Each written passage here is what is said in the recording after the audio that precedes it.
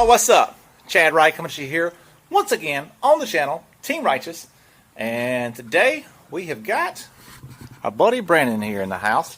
We got his Suzuki Katana GSX-S 1000 back here on the dyno. He has done a cat delete for this bike, and as you can see, he's got his sprint filter there.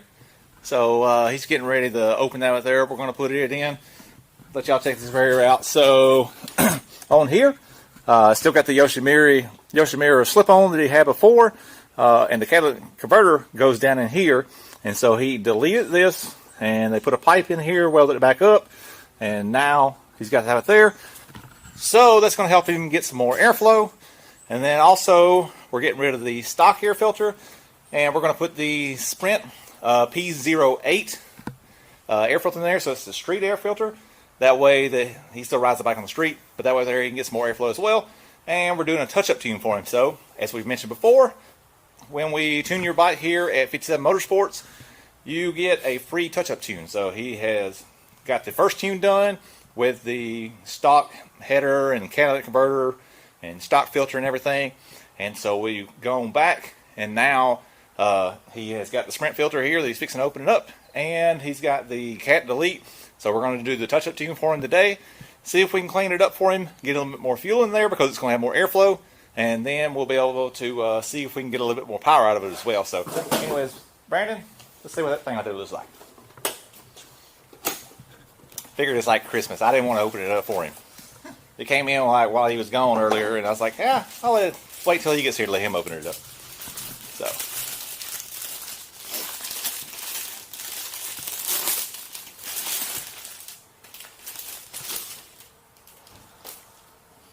sweet. So you can check it out there, and as you can see the light through there. You can even see motorcycles and trucks and stuff over there. Not as sunny out today, so really don't get to see it as good as you normally can. But anyways, it'll probably be a whole lot better than the stock one here. Let's get the stock one out of here. See what this thing right here looks like. Alright, so we got the stock filter out of here, and of course you can see on it, and you're not seeing too much light coming through there at all. And it's a little bit dirty too. And with most stock filters, whatever, what do you do with them whenever they get dirty like this right here? Well, you just throw them away and go buy another one, $40, $45 or so, however much they cost. Or you can buy a Sprint air filter like that one we have there, and whenever it gets dirty, instead of having to throw it away or wash it out like some other aftermarket filters do, you just take an air hose, blow it out, it comes clean, and you're good to go. Get a whole lot better airflow and a whole lot less maintenance and upkeep with it.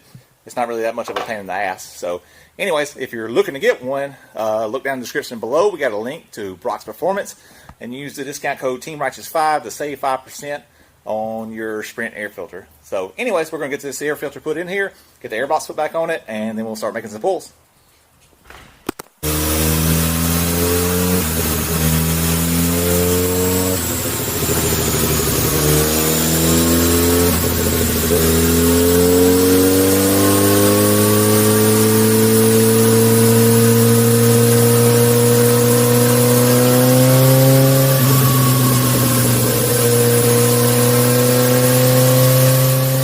Y'all, so before we jump into the dyno pulls here and everything with this Katana, before we start showing you all the numbers that we're going to make with it, with this Sprint air filter and the DCAT, I wanted to go back over some of the numbers we made in the beginning, what the bike made when it was bone stock, and what it ended up making once we got it tuned and everything.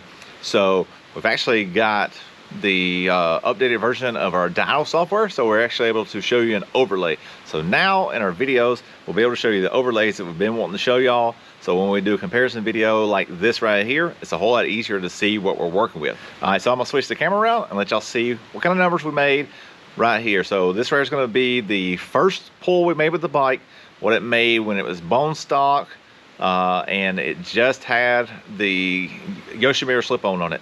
So this right here is what it made with the Yoshimura slip-on. And then also I got another chart up here that's going to show you the when we pull the diverter out of the airbox. So you'll be able to see what it made whenever we pulled the diverter out of the airbox compared to the bone stock.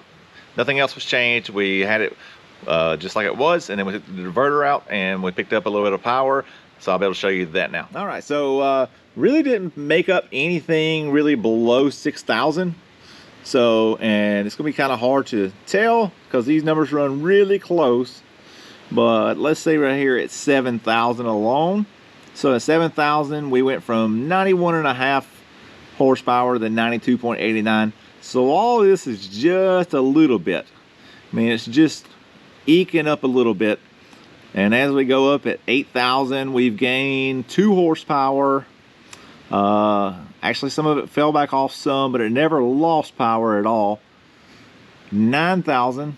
Again, it's kind of hard to see the difference between the two. So it's running pretty close there.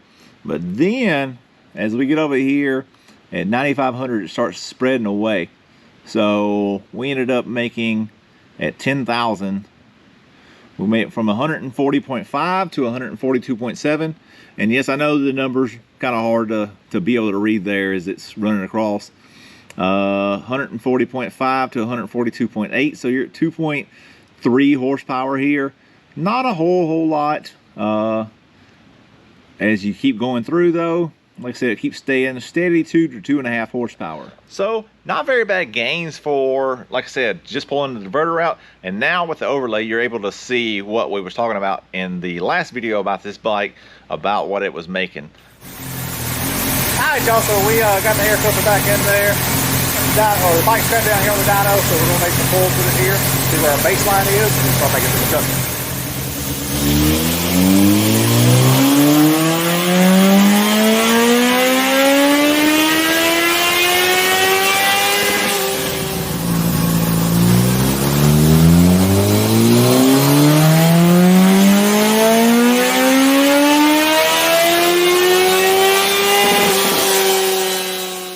162.5. Fastest bike will go. Alright, there you go. So we got our first 2 pulls done. Made 151 horsepower. Definitely going to clean up the air-fuel ratio. It's not too bad at the very top, but through the mid-range there, it's a little bit off. I'll show y'all that here in a little bit when we catch it up and everything. So there's Logan there on the other side. He's trying to join in with us too. What do y'all think about the new camera here we got? I'm actually using Brandon's camera here. So we're using his Insta360, trying it out, seeing how the video turns out. It's going to be kind of fun to play with in the editing process and everything. But we're thinking about getting one of these cameras right here. So once we get to 1,000 subscribers, a little bit over 100 away, we'll probably get one of these cameras right here and start doing some more content for the channel. Trying to get some more videos of us out on the road riding, doing some other stuff, trying to add something extra to the channel besides just dyno pulls and working on bikes and stuff like that there. And during the off season, during the track season or whatever, we don't get to do too much at the track, so gotta have something else to go with the channel. So anyways, we're going to jump into this ECU, try to clean everything up, see what else we can get out of this thing.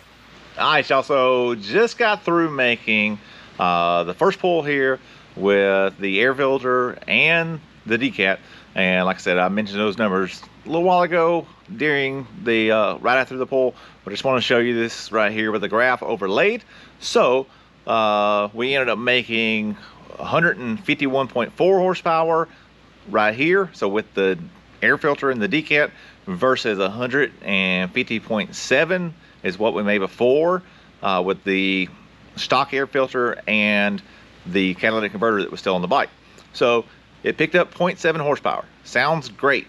We made a little bit of gain, didn't have to change anything, and everything else we made more peak horsepower. Well, wait till you see this graph right here though. So our dotted lines right here is the second run. So this is the run just now that you just saw.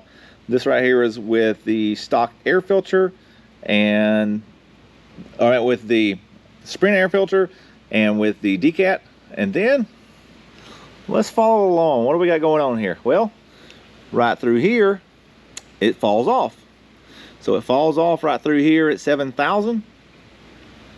And then, as we keep coming up, it is separating. So with the stock setup, the catalytic converter, the stock air filter, we actually was making more power throughout the pull. And then as we get right here at 10,000, it starts to fall off. So it's kind of peaking out right through here, kind of dips off right through here, and right at the end, just at 11,000 RPMs, right as we get close to the rev limiter, the setup we got right now with the sprint air filter and catalytic converter delete has made more peak horsepower. So as you can see right there, just peak numbers alone tells you nothing. So we made more peak horsepower. Sounded great a minute ago whenever we were talking about it in the video. Whenever I said right after that run, I said, hey, you made 0.7 more horsepower. I mean, it's not the same day comparison, so it's kind of hard to judge by that anyways. But now that we look at this graph, we can definitely see that this is not the same thing. Yes, it made 0.7 more horsepower, peak horsepower, but there's spots through this run here where it's 2 to 3 horsepower down from where it was without making any changes. So can you do a cat delete and throw a sprint air filter on it and be okay? Probably. It wasn't that lean. It was kind of lean. I mean, it was in the 15s, which is where you definitely don't want to be at, but it probably wouldn't just destroy your motor instantly if you didn't get it done right away. Definitely do need a tune though, and this right here is the reason why. As you can see, there was spots in this tune here where the power was down, and it was down because it was starving for fuel. It was super lean and it needed more fuel, and it just was not making the power because it didn't have the fuel to make the power that it needed. So anyways, now we're gonna get through here. We're going to start tuning this thing and turn it up and see how much power we can get out of it with the decat and the sprint air filter. Alright y'all, so we made our first adjustments there. Like I said, the fuel was a little bit off, and part of that is because the cat that was in there before changed up somehow working. So some parts in there it was burning off a little bit more, some parts burning off a little bit less, and like I said, it's got better fuel flow as well. So there's some spots in there where it leaned out at, some parts where it got richer at up top. So we went in there and made some adjustments. Let's see if we can get a little bit more out of there. Ended up making up from last time to this time. Really hard to compare that with there because it's completely different days. But we picked up about 7/10 of a horsepower just by doing the decat, throwing the sprint filter in there. But we're going to definitely go in here and clean this tune up. If you were to do a decat on your Katana or any other bike that's got one, you're definitely going to want to do an ECU flash or a dyno tune to make sure that you got that right, because you don't want to just pull that thing off. There was a pretty lean spot there in the mid-range of the bike. So anyways, we're going to make some more pulls here, see how much more we gain out of it.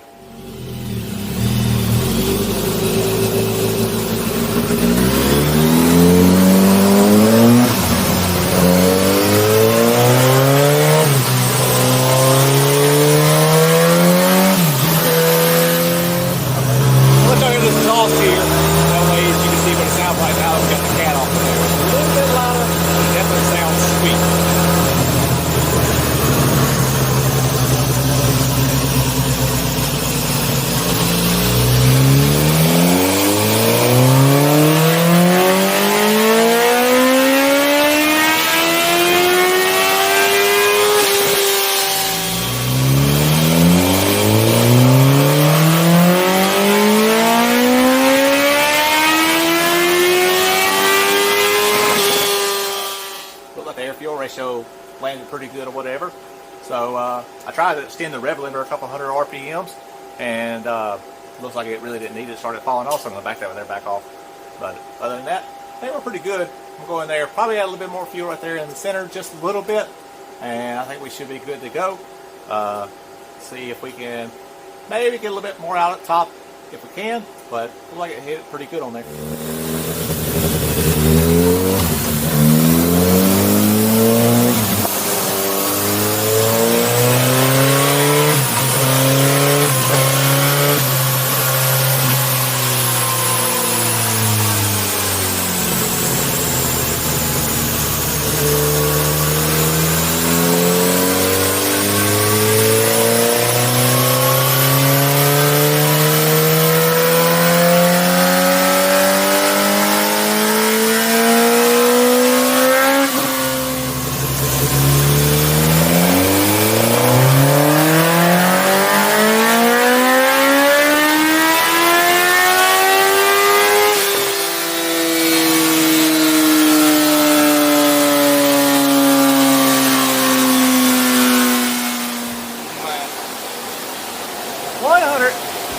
57.9 horsepower.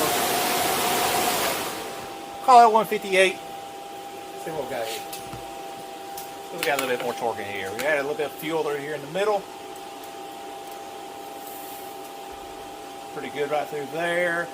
And got our torque numbers back up too. So now it's a little bit higher than what it was. So we're at 84 foot-pounds of torque now. So we started off before with the old exhaust. We were at 83 foot-pounds of torque. Whenever it had that lean spot in it, we were down to 81. So once we got the fuel back in there in the middle, it actually picked back up whatever. We actually ended up making one more than what we did last time. And horsepower-wise, we're up to 157.9, 158. So we gained about 7 horsepower total with the decat and the sprint air filter. So that's just pretty good. Carried out pretty good all the way up top. And so I ended up backing off the rev limiter a couple hundred RPMs, whatever, and it's still kind of tipping off there at the end. So that there will give you the chance, whatever, to shift right before it hits 13 there on your tach.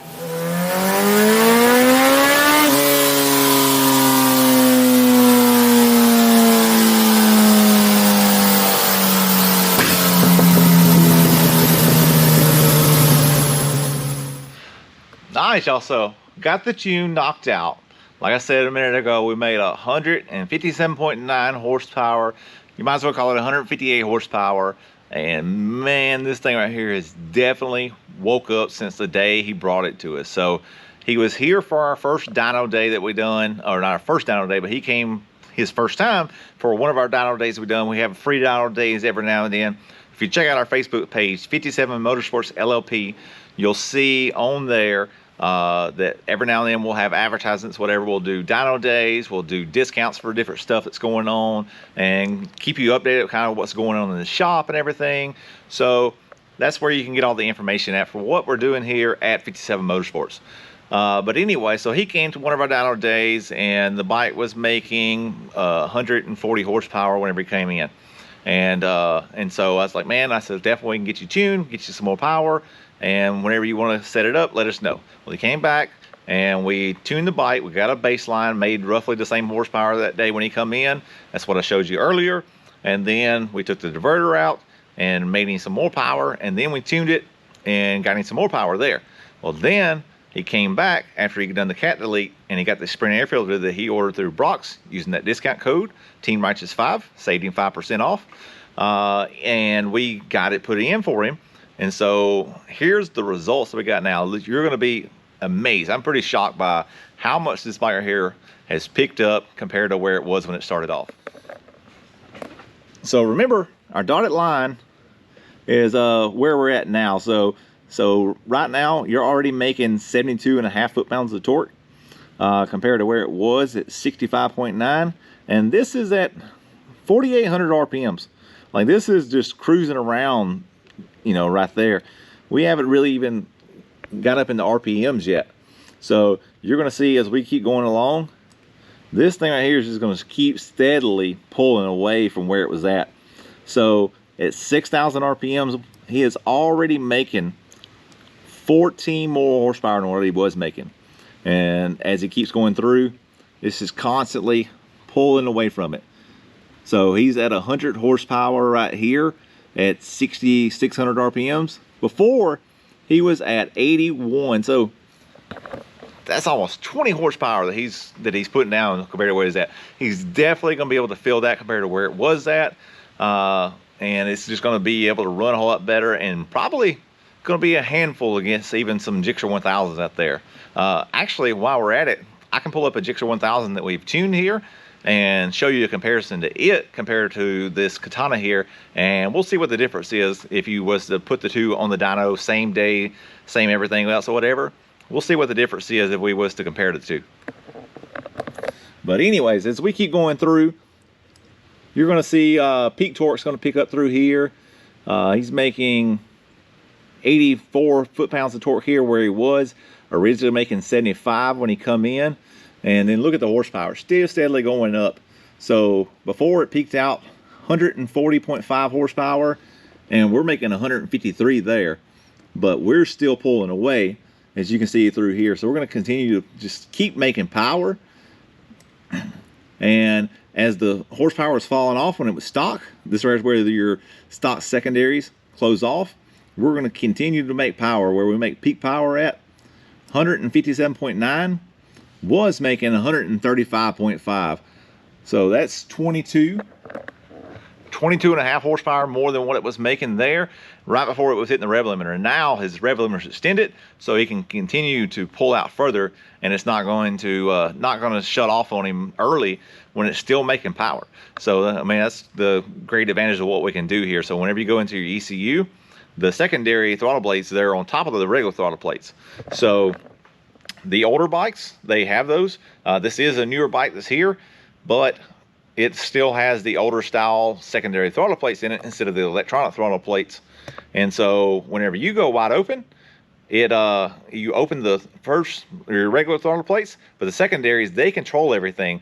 So they're closed off, and as the RPMs go up, it starts steadily opening up, and right around 9,000 RPMs or so, they'll shut back down and start killing power. And we're not about killing power here, we're trying to make power. So we're able to control those in the ECU. We're able to control the timing and the fuel and everything else. So you don't need all these boxes and everything else to control none of this stuff. You don't have to take your secondary throttle plates out. You don't have to lose the drivability. None of that stuff that you get from just changing stuff and messing up stuff. We can do all that in ECU, and the bike's still gonna ride like it did from the factory and make way more power than it ever did from the factory. So anyways, I'm about to pull up here on this graph though, and let y'all see what this thing right here does compared to a 2009 through 16 Gixxer 1000. All right, y'all, so we got this Gixxer 1000 pulled up here. I'm gonna switch this right around and let y'all see the graph. So the dotted line is the Gixxer 1000 and the solid line is the Katana. All right, so starting off down here, we're kind of low in the graph still with the Gixxer, so I hadn't really started catching up yet. All right, so right now, the Katana is making about 10 more horsepower than the Gixxer was. And this right here is basically comparing it to the stock Katana. So the Gixxer 1000 that was tuned is making about the same horsepower and torque that the stock Katana was making. But look right here. This thing right here is steadily pulling away. This thing right here is making 15 more horsepower at 7,200 RPMs compared to the Gixxer 1000. And as we go through the RPMs, whatever, the Gixxer starts to catch up. And this right here is where it starts to really catch up at. So the Katana is still ahead right here at 10,000, but it's starting to run over as the Gixxer steadily climbs up. And then it's got a much longer rev range though, and it pulls way further out. So the Katana is out of gas around 11.5, where the Gixxer's pulling till 13,000. So a little bit of a different way of making power. The Katana makes more power down low. It's more of a torque monster. It's one of the sport naked sort of bikes, sport touring bike. So it's sort of like the Yamaha MT-09s and bikes like that right there. That's what it compares to. So this bike right here, like I said, it's not really made for racing and high RPMs, screaming and everything else like the Gixxer 1000s are. So it's going to make more power and more torque down low. So riding around in the street, riding around, playing around some, it's definitely going to be more aggressive down low and be more fun to ride in the streets. But once you start running them up and start trying to stretch them out, the Gixxer's definitely going to be able to pull away from it up top, especially the higher fourth, fifth, and sixth gears. The Gixxer's just going to steadily start pulling away from the Katana. But out of the whole, these two bikes right here side by side, the Katana's probably going to run with it, if not stay ahead of it for a couple of gears anyways, as long as you could keep it down. That's going to be the other trick too though. The Katana is a little bit taller than the Gixxer is, and it doesn't sit very low or anything like that right there at all. So it's kind of tricky to be able to control it as well. It's just kind of one of those things of it's got more torque and it sits higher, so it's definitely way more aggressive down low. But it would be a fun race to be able to see, you know, the two bikes and see what they could do. But anyways, that's enough blah blah blah from us here. What do y'all think about the 360 cam that we was using earlier in the video? What do y'all think about being able to see the graph overlays like this right here? Let us know down in the comments below, and be sure to hit like on the video. Be sure to hit the subscribe button, tick the bell. We're trying to get to 1,000 subscribers. We're almost there. I want to say we're a little over 100, maybe we're at like 892. So we need about 108, 110 more, and we will be there before you know it.